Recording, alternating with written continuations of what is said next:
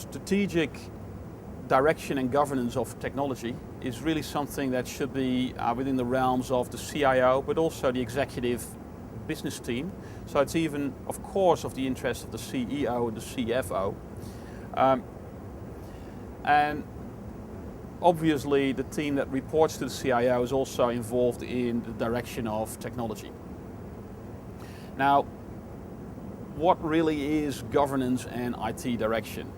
First of all, the term governance means many things to many people, but let's just keep it simple for now. On the level of CIO and on the level of CEO, in reality, you're not that interested exactly how many calls came into the service desk, and you don't need to have an exact insight in whether a particular call took a day longer to solve than another particular call.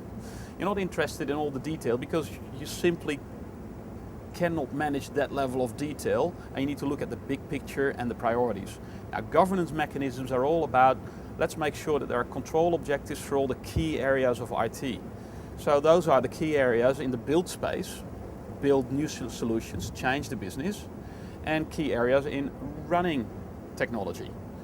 Now, in building new solutions, as a CTO, CIO, CEO, you want to make sure that you have consistent insight in what is my portfolio, what are the risks, what is the benefit realization, and what is the progress.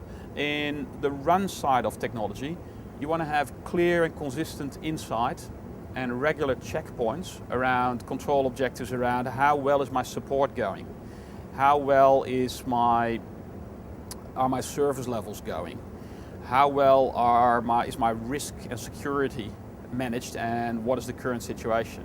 Okay, now this is where COBIT comes in. COBIT stands for Control Objectives for IT, and it really provides an umbrella of control objectives that gives you a level of governance and control on CEO, CIO level. So with that umbrella of control objectives, you can say what needs to be under control and what are the levels that we need to control it in our organization. So that's where COBIT comes in. It helps you to understand where you are now. Based on that, it can help you to direct improvements and to direct your organization, and it can help you to govern your IT organization. Of course, it will only really work if it's underpinned by the how. How do I improve things, and how do I achieve that level of control?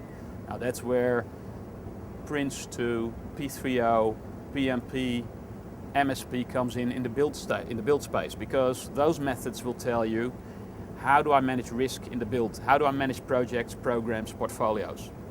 In the run space, methods such as ITIL, or best practices such as ITIL, and also standards such as ISO 20000 helps you with the how of controlling that run space.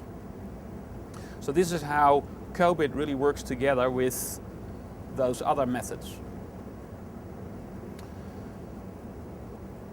What is really useful for CIOs, we find, is our service of a COBIT calculation assessment, where we can help a customer to do a very quick self-assessment of their current level of control in all the different COBIT areas.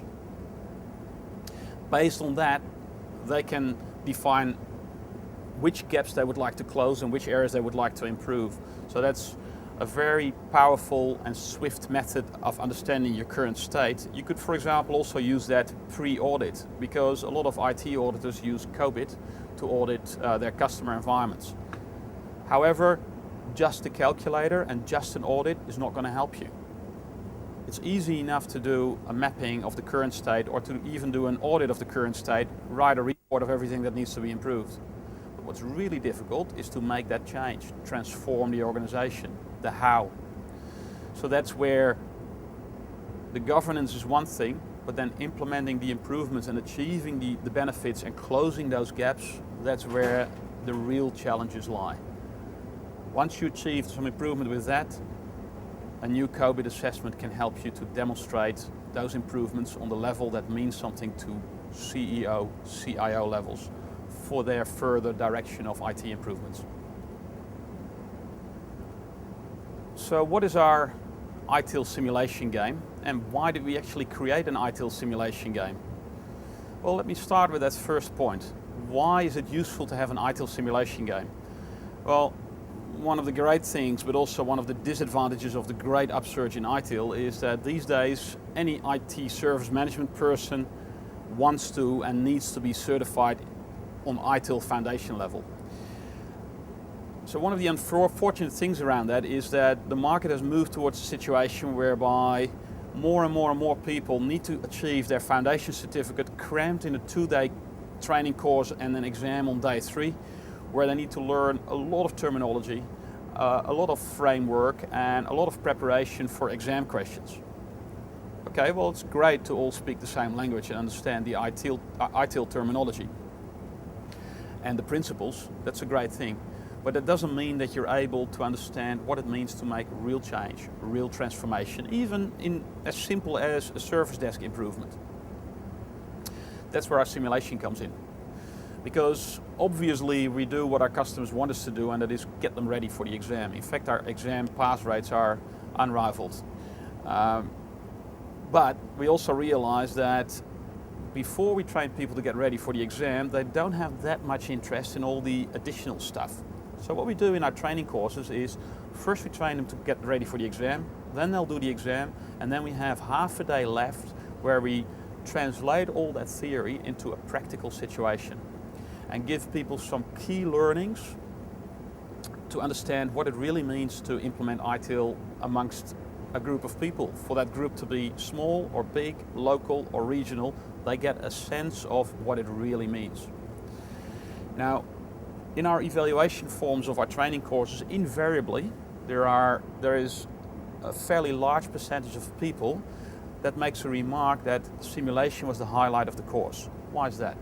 Well, in the simulation we create a simulated service management environment with 3 organizations that work around a game board. And believe it or not, in those 2-3 hours of simulation, we create a situation where people get experience the real emotion, the real experience that a customer of a service organization may feel, and the stress that a service provider may feel. So what we simulate in our ITIL simulator is the challenges that people experience in a freight business, a railway train company that transports passengers and freight. Now, they are the customers in that simulation, and then there are service providers in that simulation. These people in those different teams, even in one room with only 16 people, they will go through the real challenges that your business people will go through. They achieve similar emotions of, my train is not working, or my railway is broken and I cannot get through. And the support organization goes through the similar challenges of dealing with stressed out and angry customers, and dealing with technology challenges to resolve issues for the customer and make services available for the customer. So we create a situation around a game board where people go through all those motions in a game situation. Then at various intervals in that game, we will do a continual service improvement round where we look at what happened in the last half hour. Which things were good, which things were not so good. Which things do we need to improve, and how can we implement a simple process in these few teams that we have in one room to make some improvements. And the thing that people really pick up out of that is that they can bring down all these ITIL terminologies and ITIL frameworks to something really practical. Okay, ITIL talks about priority being a combination of urgency and impact, but that doesn't mean that you need a very complex matrix in each and every situation. In fact, in this simulated environment, we need to narrow it right down to something really simple and practical. And that's what we do.